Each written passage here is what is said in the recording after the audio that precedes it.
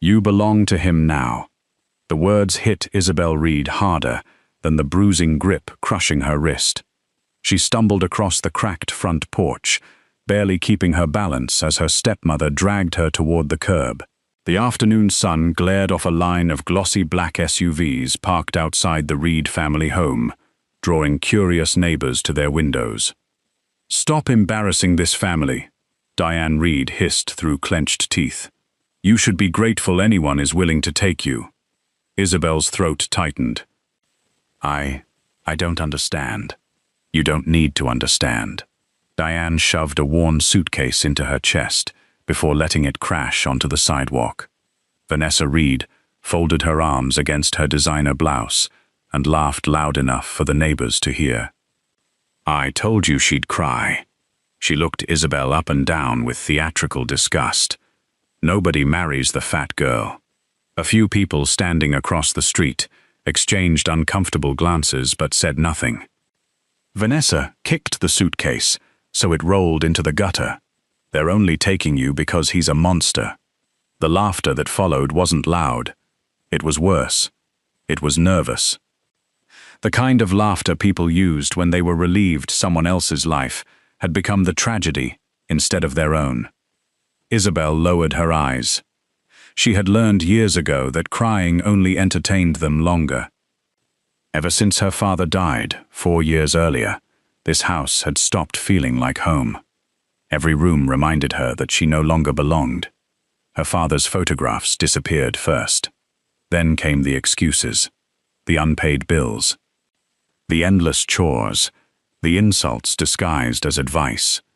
Lose weight, smile more, be useful.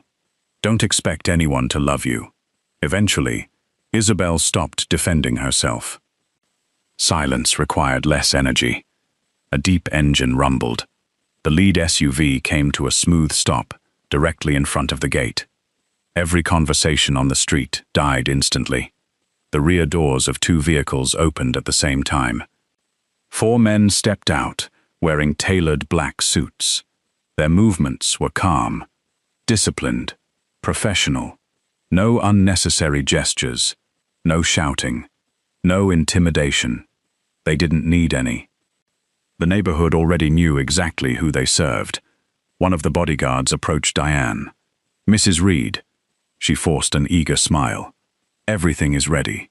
The man simply nodded before stepping aside. Then the rear passenger door of the center sedan opened. A polished black shoe touched the pavement.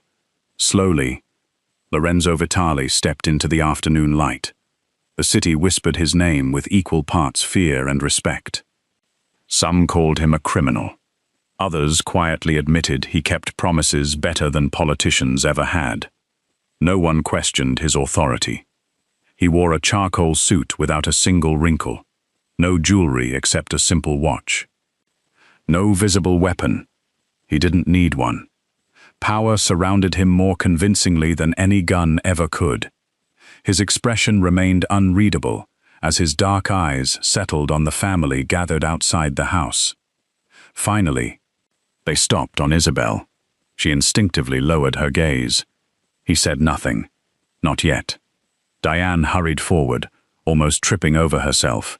"Mr. Vitali." She extended both hands. "It is an honor." Lorenzo didn't take them. The awkward silence stretched several seconds before Diane slowly withdrew her hands. "This is Isabel," she continued with a brittle smile. "As requested." "Requested?" Isabel frowned. No one had ever asked what she wanted. No one had explained why any of this was happening. She had simply been told to pack, told she belonged to someone else now. Lorenzo's eyes never left Isabel. Instead of looking frightened, he looked puzzled, very slightly, as though something in front of him made no sense. Behind Isabel, Vanessa rolled her eyes. "Oh, for goodness sake." She shoved Isabel hard between the shoulder blades. "Move." Isabel stumbled forward. She caught herself before falling. The suitcase burst open when it struck the pavement. A faded sweater, several old books, a framed photograph of her father. The glass shattered. Isabel immediately dropped to her knees. No! With trembling fingers, she gathered the broken pieces. The picture, inside, had survived. The frame had not. Vanessa snorted. "Leave it." She reached the photograph first. Her high heel came down directly onto the cracked frame. Wood splintered beneath the pressure. I said, "Leave it." Isabel froze. That photograph was all she had left of her father. Her breathing became shallow. "Please." "Not this." She reached toward it anyway, before her fingers touched the frame. Diane grabbed her arm violently. "Enough!" She yanked Isabel upright, so roughly that Isabel cried out in pain. The sound echoed across the silent street. For the first time, Lorenzo moved. Only one step. Calm. Measured. But every bodyguard around him became instantly alert. His voice, when it came, was low enough that everyone leaned forward to hear. "Let her go." Diane blinked. "I'm sorry?" "I said." Lorenzo's eyes settled on the fingers digging into Isabel's wrist. "Let her go." The grip loosened immediately. Isabel instinctively rubbed the reddening marks on her skin. No one spoke. No passing cars. No birds. Even the wind seemed to disappear. Lorenzo walked the remaining distance himself. Not toward Diane, toward Isabel. She couldn't bring herself to meet his eyes. She expected anger, disgust, ownership. Instead, he bent down, picked up the broken photograph from the pavement, carefully brushed away the dust with his thumb, then handed it back to her using both hands, as though it were something valuable. His next question was so quiet that only those standing closest could hear it. "Did anyone ask whether you wanted to come?" Isabel stared at him in disbelief. Her lips parted. No answer came. Because no one had ever asked her that question before. Lorenzo slowly turned toward Diane. His expression remained perfectly composed. Only his eyes had changed. They had become impossibly cold. "Mrs. Reed." His voice never rose. "Who gave you permission?" He glanced once at the bruises forming around Isabel's wrist. "To touch my future wife like that?" The entire street fell silent. No one breathed. Diane Reed forced a brittle laugh, convinced she had misunderstood. "I'm sorry, Mr. Vitali. Your future wife." "Yes." His answer contained neither hesitation nor explanation. Vanessa stared at her mother. What is he talking about? Diane quickly recovered, smoothing invisible wrinkles from her jacket. There must be some misunderstanding. She stepped closer, with a practiced smile. "When your office contacted me about the family debt, I naturally assumed you were claiming Isabel as part of the settlement." Lorenzo regarded her silently. Then he asked a single question. "Who told you that?" The smile disappeared from Diane's face. "Well, no one said those exact words. You just assumed. We believed." "No." His voice remained calm. "You decided." The silence that followed was suffocating. Across the street, neighbors exchanged confused whispers. If he didn't ask for her, then why is he here? What debt are they talking about? Diane swallowed. "Our family owes your organization a considerable amount of money." "Correct. And you thought handing over another human being would settle a financial obligation." Her face flushed. "I only wanted what was best for everyone." Lorenzo looked toward Isabel. She still clutched the broken photograph against her chest, as though letting go would mean losing her father all over again. He noticed the faded sleeves of her cardigan, the carefully repaired seam near one shoulder, shoes that had been resoled more than once. Nothing about her appearance matched the financial records his investigators had reviewed. According to public documents, Richard Reed had left behind substantial assets.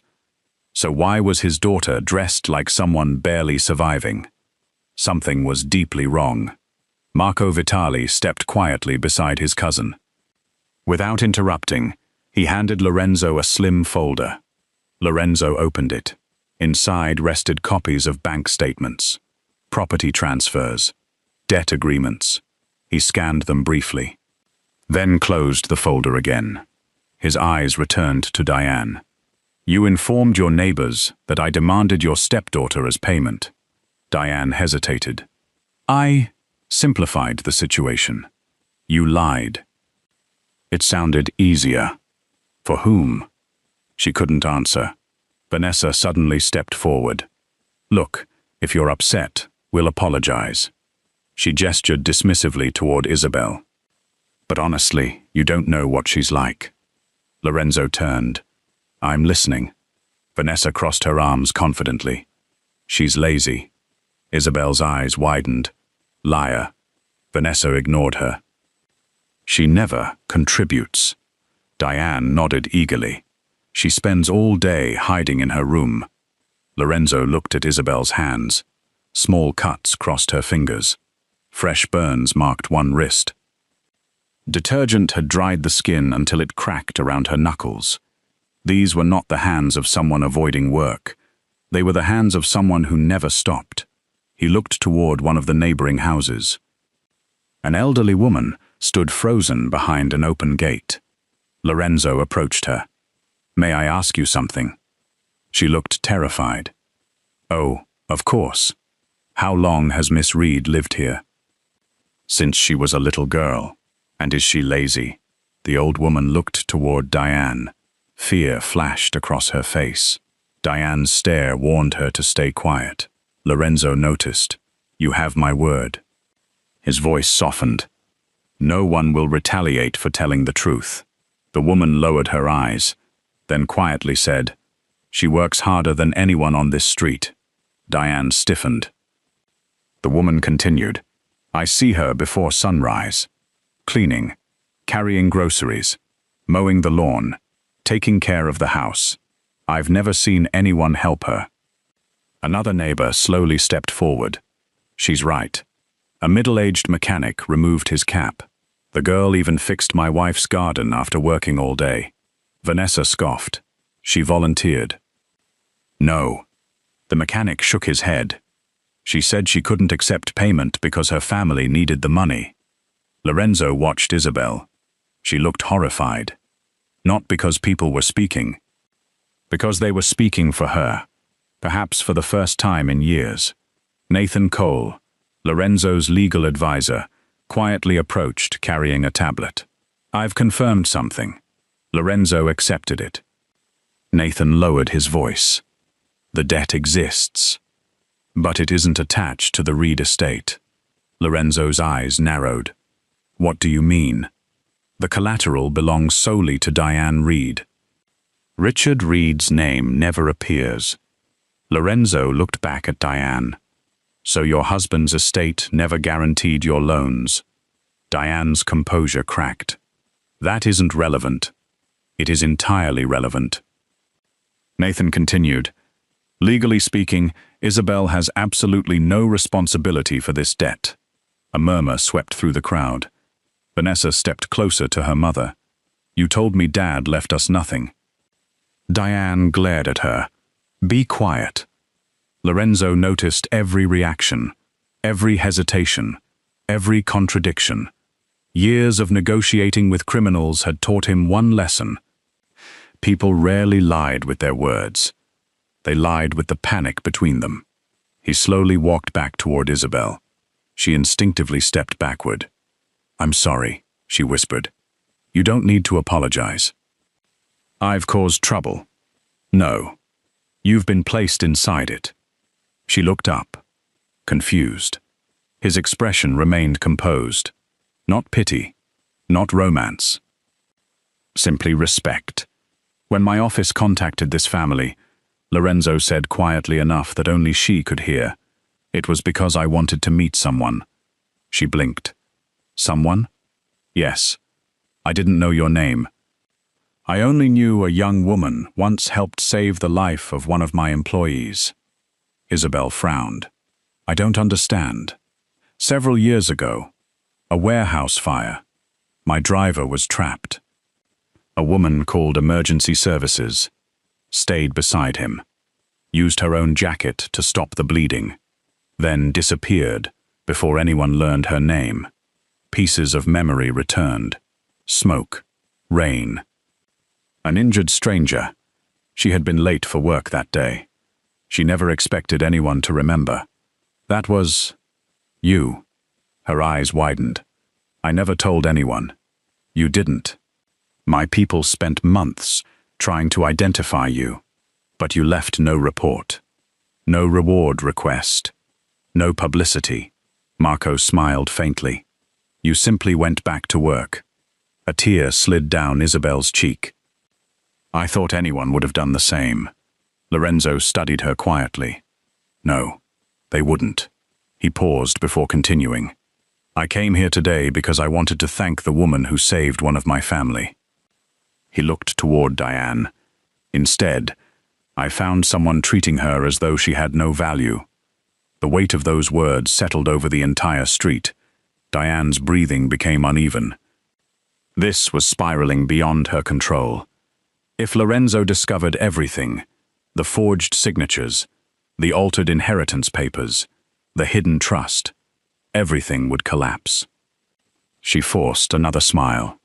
Mr. Vitale, perhaps we should discuss these matters privately. Lorenzo slowly closed the folder in his hands. Oh, we will. But not today.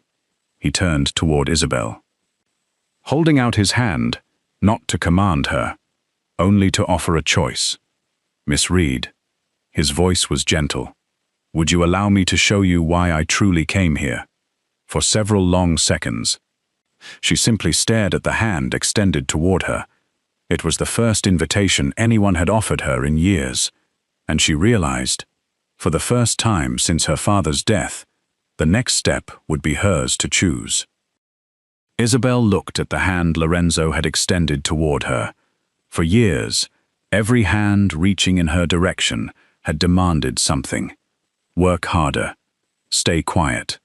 Take the blame. This was different. There was no pressure in his expression, no command, only a choice. Slowly, she placed her trembling hand in his. Lorenzo didn't pull her forward. He simply matched her pace as they walked toward the waiting sedan. Behind them, Diane finally found her voice. Isabel! She turned instinctively. You are not walking away from this family. The words almost made Isabel stop. Almost. Then Lorenzo spoke without looking back. She is. His bodyguards quietly opened the rear door. Lorenzo gestured toward the seat. After you. Another surprise. No one had ever invited Isabel to enter first.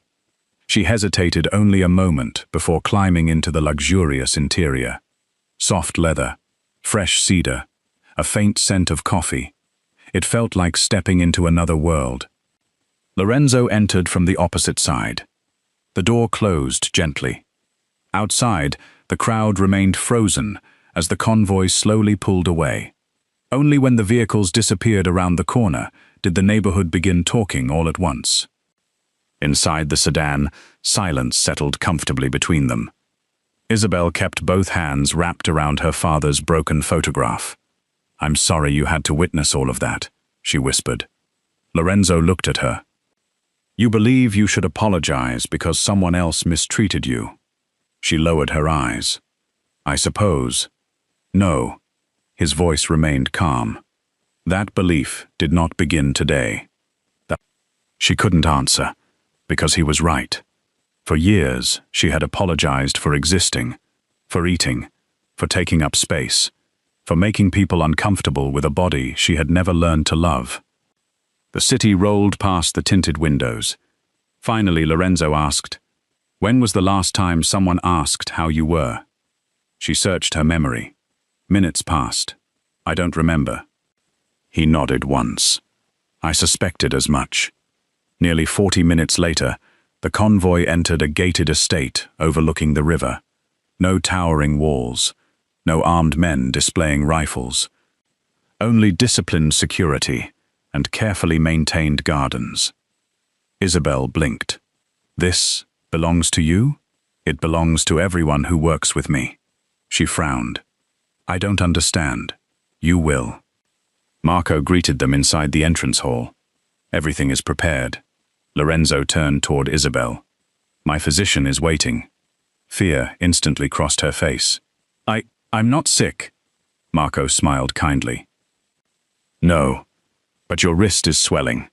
Only then did Isabel notice the bruises Diane had left. Dark purple fingerprints already surrounded her skin.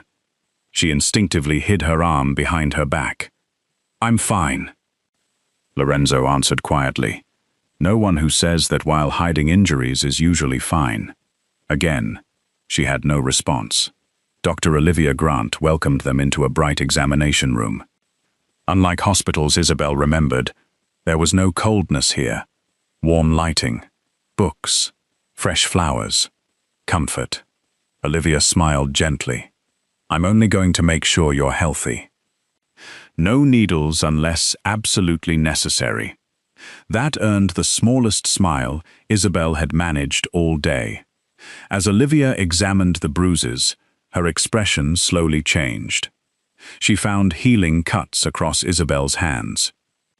Old burn marks near her forearms. A shoulder carrying years of repetitive strain. Then she quietly asked, Have you been doing all the housework yourself? Isabel nodded. Cooking. Cleaning. Laundry. Repairs. Shopping. Olivia looked at Lorenzo. He wasn't exaggerating. These injuries weren't caused in one day. She lowered her voice. They're years old. Lorenzo remained perfectly still. Yet Marco immediately recognized the dangerous silence. Whenever Lorenzo became this quiet, someone had usually made a very serious mistake. Several hours later, Nathan Cole entered Lorenzo's private study, carrying 3 thick folders. I've started reviewing the Reed estate. Lorenzo looked up. What did you find? Enough inconsistencies to concern me. Nathan spread copies across the desk. When Richard Reed died, his estate should have transferred into a protected family trust. It didn't. Marco frowned. Maybe there wasn't a trust. There was. Nathan slid forward another document. I found the registration. The trust existed. So where did it go? Nathan took a slow breath. That's the problem. It vanished. Lorenzo's eyes narrowed. Vanished? The filing references, 12 supporting documents.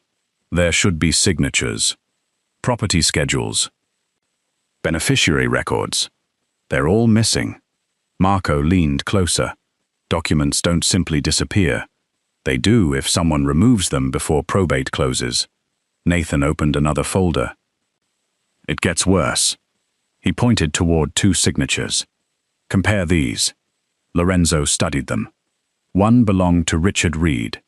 The second supposedly came from 6 months later.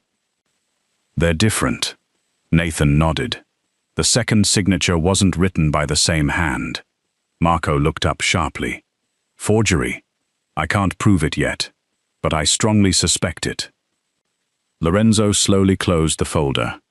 So Diane inherited assets she legally shouldn't have possessed. Nathan nodded. Possibly. And if that's true, he placed another document on top. Someone stole Isabel's inheritance. Meanwhile, Isabel wandered quietly through the estate library. She had never seen so many books. Thousands filled floor-to-ceiling shelves. She gently ran her fingertips along worn leather bindings. You like reading? She turned. Lorenzo stood near the doorway. She smiled shyly. My father and I came to the public library every Saturday. He always said. She paused. What did he say? Money can disappear overnight. Knowledge stays with you forever. Lorenzo looked around the room. He was right. She noticed one shelf containing old architecture books. My father loved these. He designed houses. I remember. She stopped. You remember? No. I read about him. He was respected. Pride briefly lit her face. It made him happy. What happened after he died? The question hung heavily between them. Finally, she answered. Everything changed. Diane said Dad had enormous debts, so we had to sell everything. The cars, the investments, the vacation cabin, even my college fund. She laughed quietly. I never questioned it. I thought. She swallowed. I thought that's what happened when people died. Lorenzo listened carefully. And did you ever see those debts? No. Any paperwork? No. Any meetings with lawyers?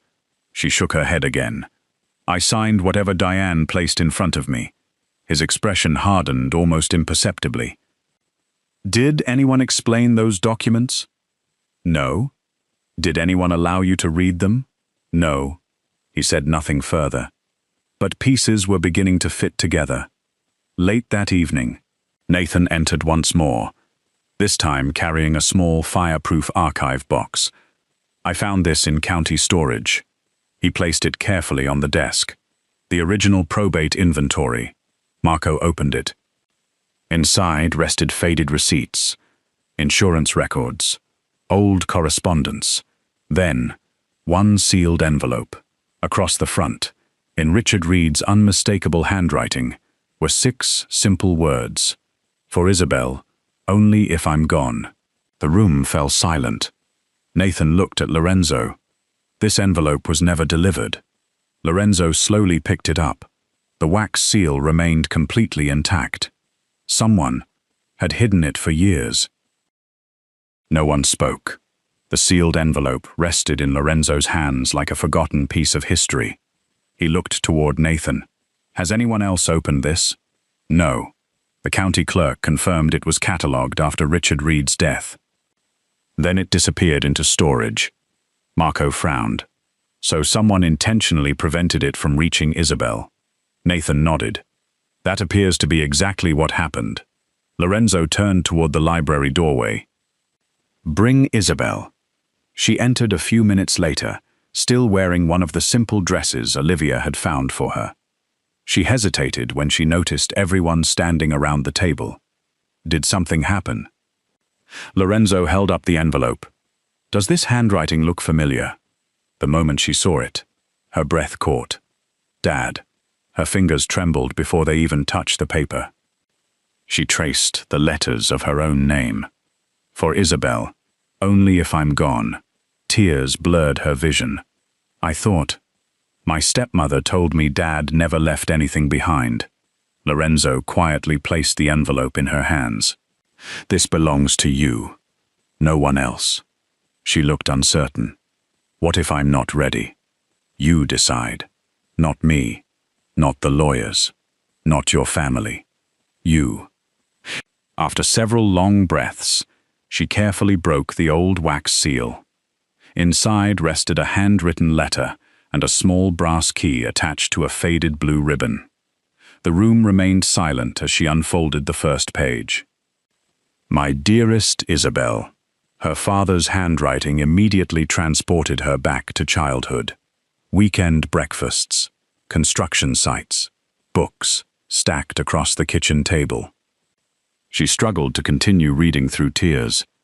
If you are reading this, it means life has taken me away sooner than I hoped. The first thing I need you to know is that none of what happened was ever your fault. A sob escaped her lips. Lorenzo quietly moved closer, but didn't interrupt. The world will try to convince you that your kindness is weakness. Do not believe it. Your heart is your greatest strength. She covered her mouth. The words sounded exactly like him. There were no legal instructions, no complicated financial language, only a father's love, until she reached the final page. There is one thing I have hidden. If anyone except you finds it, our family's future disappears. The key enclosed opens the cedar box inside my old architectural studio. Everything you need to protect yourself is there. The combination to the inner safe is your birthday. I love you. Always. Dad. Silence filled the study. Nathan slowly looked up. architectural studio. I thought it was demolished. Isabel wiped away her tears. No, it was closed after Dad died. Diane said there was nothing left. Lorenzo exchanged a glance with Marco. There may be now. Early the following morning, 3 black vehicles stopped outside a neglected brick building on the edge of downtown. Dust coated every window. A faded sign still read, "Reed Architectural Design." Isabel stood frozen on the sidewalk. I haven't been here since the funeral. Her voice barely rose above a whisper. Lorenzo noticed the way she hugged herself. Nervous? She nodded. I'm afraid nothing will be inside. And if there is? She looked toward the building. I'm afraid everything will change. Lorenzo gave a small smile. Sometimes those are the same fear. Marco unlocked the rusted front door. The hinges groaned.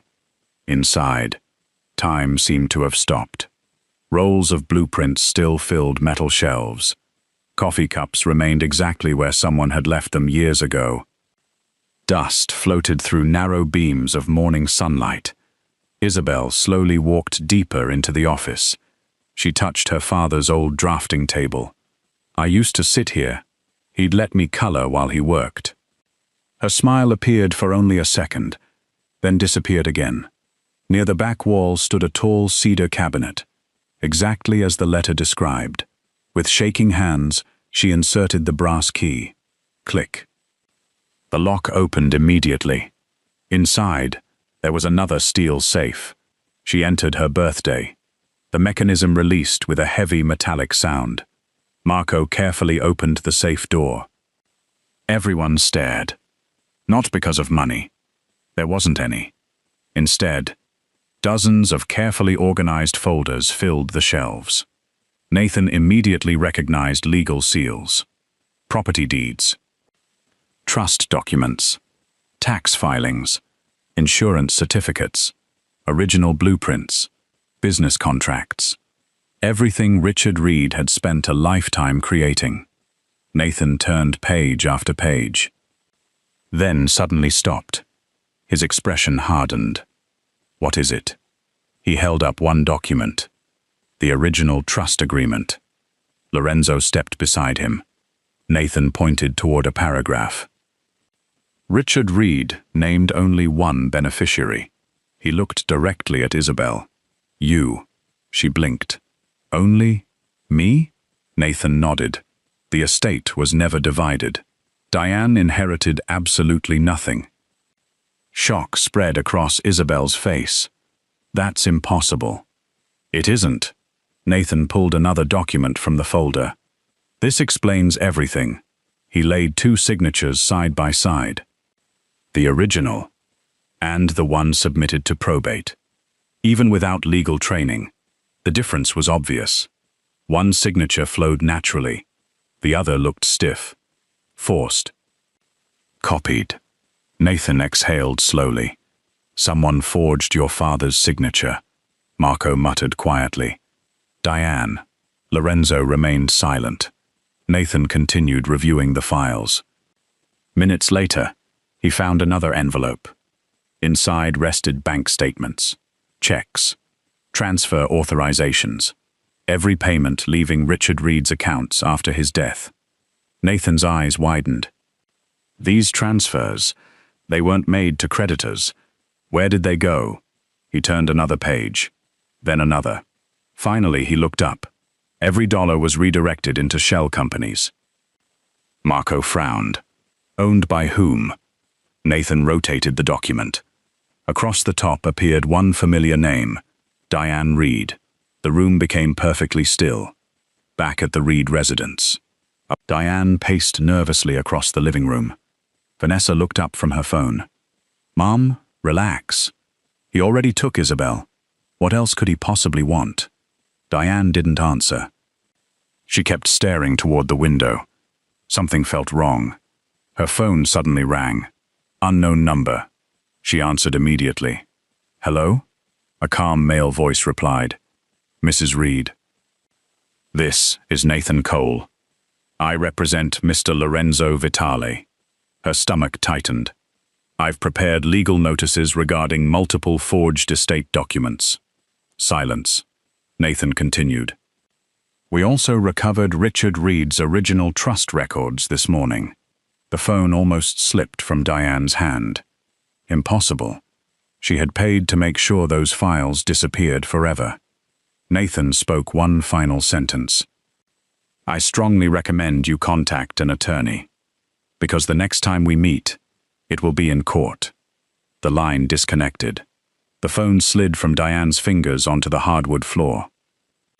Vanessa stared. What happened? Diane slowly looked toward the family portrait, hanging above the fireplace. For the first time in years, she wasn't thinking about Isabel. She was thinking about prison. 3 weeks later, every seat inside courtroom 14 was occupied. Reporters lined the back wall. Local business owners filled the public gallery. Neighbors from Isabel's old street quietly took seats together. Everyone wanted to witness the case that had become the city's biggest headline, the estate of Richard Reed. Judge Helen Brooks entered. The courtroom rose. Please be seated. The judge looked across both legal teams. Counselors, are we ready to proceed? Nathan Cole stood first. Yes, Your Honor. Across the room, Diane Reed appeared almost unrecognizable. The confidence she once wore so effortlessly had vanished. Vanessa sat beside her, avoiding eye contact with everyone. The proceedings began. Nathan approached the witness stand, carrying several organized binders. Your Honor, today's case is not simply about inheritance. It concerns years of deliberate fraud. He presented the original trust agreement, the recovered probate records, the forged signatures, the hidden financial transfers. One by one, every document had been authenticated, every chain of custody verified. The courtroom watched in complete silence. Judge Brooks adjusted her glasses as she examined the originals. These appear substantially different from the documents filed after Mr. Reed's death.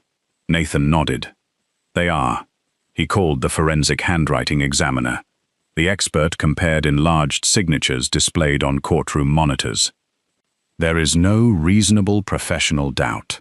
The probate signature is a forgery.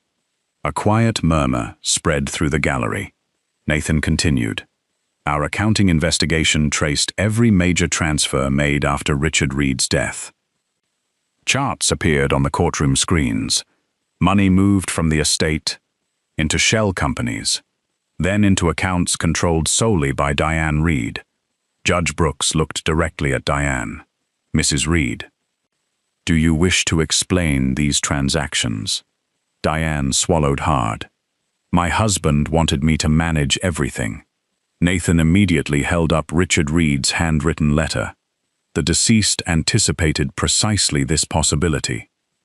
He requested permission to submit the recovered letter into evidence. Approved. Nathan carefully read only the relevant legal passage. If anything happens to me, every asset I own belongs to my daughter, Isabel. I have intentionally left detailed records to prevent anyone from depriving her of her future. The courtroom fell silent once again. Judge Brooks slowly folded her hands. Mrs. Reed, did you ever provide this letter to Miss Reed? No. Did you inform her of the trust? No. Did you disclose these financial records? No. Each answer became quieter, smaller, until there was nothing left to hide. Finally, Diane whispered, I was afraid. Nathan looked at her. Afraid of what? Of losing everything. And what about Isabel? Diane closed her eyes. She had no answer. The ruling came shortly before noon. Judge Brooks spoke clearly enough for every person inside the courtroom to hear. The court finds overwhelming evidence that Richard Reed's estate was obtained through fraud. The probate filings are hereby vacated. Ownership of all remaining estate assets shall immediately transfer to the rightful beneficiary. She looked toward Isabel. Miss Isabel Reed. Tears filled Isabel's eyes. Judge Brooks continued. The matter of criminal liability regarding the forged documents and financial fraud is referred to the district attorney for further proceedings. Court officers approached Diane. She didn't resist. Vanessa began crying, not because she had lost luxury, because, for the first time, consequences had arrived. Outside the courthouse, reporters surged forward. "Cameras! This way!" Miss Reed. Microphone stretched toward Isabel. Only weeks earlier, she would have lowered her head. Today, she stood taller, still gentle, still humble, but no longer invisible. One reporter asked, "Miss Reed, after everything your family put you through, do you hate them?" She thought carefully before answering. "No, I refuse to let hatred become the final thing they leave me." The crowd grew quiet. They spent years trying to convince me I had no worth. I won't spend another day letting them decide who I become. Several reporters lowered their microphones. No dramatic speech, no revenge, only truth. Months later, spring returned to the neighborhood where Isabel had once been publicly humiliated. Fresh flowers lined the sidewalks. Children rode bicycles through the street. Residents gathered for the reopening of the renovated Reed Community Learning Center. The old architectural studio had been transformed into a free education center, offering design classes, financial literacy programs, and scholarships for young people who could not afford college. The ribbon fluttered gently in the breeze. Isabel stood beside the entrance, not in expensive designer clothing, just an elegant blue dress her father would have loved. Olivia smiled beside her. "You nervous?" "A little." "You'll be wonderful." Across the street, the same elderly woman who had defended Isabel weeks earlier approached with tears in her eyes. "You remember me?" Isabel smiled warmly. "I never forgot." The woman embraced her. "I'm sorry we didn't speak sooner." Isabel hugged her back. "You spoke when it mattered." Nearby, the mechanic who had defended her during Lorenzo's first visit shook her hand proudly. "We always knew you deserved better." She laughed softly. "I wish I'd believed that myself." A familiar convoy quietly entered the street. Children stopped playing, not out of fear, out of curiosity. Lorenzo stepped from the lead vehicle, wearing a simple navy suit. No spectacle, no entourage pushing people aside. He walked directly toward Isabel. She smiled before he said a word. "You made it. I said I would." He noticed the restored photograph of Richard Reed, displayed inside the learning center. The cracked frame had been repaired, just like many things in Isabel's life. The mayor approached the microphone. "Today we recognize not only the restoration of a historic building, but the extraordinary woman whose courage transformed it into a place of hope." Applause filled the street. The mayor stepped aside. Lorenzo accepted the microphone only briefly. "I've spent many years being introduced by titles. Businessman, leader, sometimes worse." A few people laughed. He turned toward Isabel. "But today, I would rather introduce someone else." He gently reached for her hand. "This," he smiled, "is Isabel Reed. The woman who once believed she had nothing to offer. The woman who saved a stranger without asking for recognition. The woman who rebuilt her father's dream. And the woman I chose. Not because she needed saving, but because she reminds everyone around her what true strength looks like." The applause lasted even longer. Isabel looked at him with tears threatening once more. "You always make speeches better than I do." Lorenzo smiled. "I had an excellent teacher. When? The day you showed me kindness, without expecting anything in return." She laughed through her tears. For years, people had measured her by her appearance, her weight, her silence, her usefulness. Now, she was finally being seen for her character. Lorenzo quietly leaned closer, ready to go home. She looked around the neighborhood one last time. The place where she had once been discarded. The place where she had believed her life had ended. Instead, it had been the place where it truly began. She squeezed his hand. Yes, this time. I'm going because I choose to. Together, they walked toward the waiting car, not as a frightened victim and a feared mafia boss, but as two people who had found something far more powerful than fear: trust. If this story touched your heart, don't forget to like, subscribe, and share it with someone who believes kindness is never weakness. Tell us in the comments, which moment moved you the most? Lorenzo defending Isabel for the first time, or Isabel choosing forgiveness over revenge? We'd love to hear your thoughts, and we'll see you in the next story.